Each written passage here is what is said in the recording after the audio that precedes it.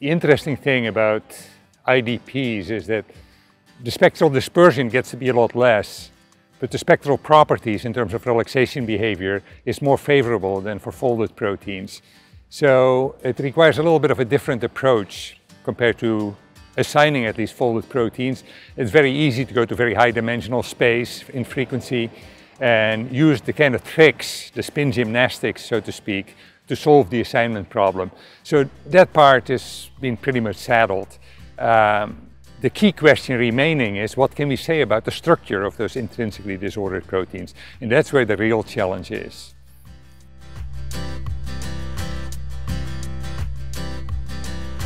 The study of structure of IDPs is, by NMR, is limited to the number of parameters, the types of parameters that we can observe. So we've got classically the NOE, which turns out to be difficult to use for IDPs. We've got RDCs, which are difficult to interpret for IDPs. So what are we left with? We're left with chemical shifts that have an intrinsic uncertainty in the relation to structure. We have J-couplings. And the question there again is what other parameters except for dihedral angles are impacting those. Then we have other completely different parameters like PRE, SAX data, perhaps FRET data, and to complement all of this. Now, the big challenge in my view is that even for a folded protein, where we're trying to study effectively one conformation or a very narrow ensemble of conformations, the number of parameters that we can measure to determine that structure is sort of limited to a few thousand. The number of conformers that we have to study that intrinsically are present in an IDP is perhaps 10 to the power 150, which far exceeds the number of atoms on this planet Earth. So the number of observable parameters clearly is not going to be sufficient to come even remotely close. So what is the best representation that we can come up with? And from a more pragmatic perspective, the question should be, what can we learn in terms of function of the protein?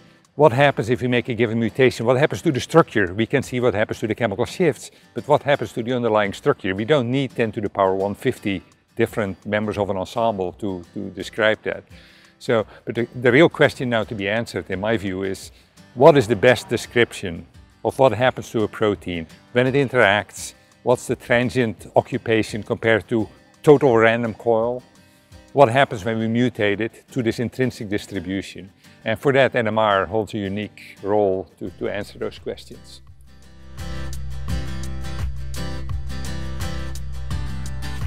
Yes, the question of how useful are coordinates to describe an IDP.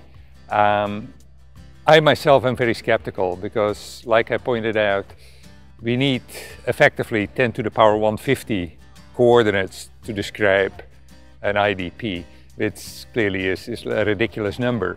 So I think it's better to characterize it into the properties of each individual amino acid and perhaps come up with some sort of correlation matrix, some covariance matrix. What happens to one residue when something happens to another residue up the chain or down the chain.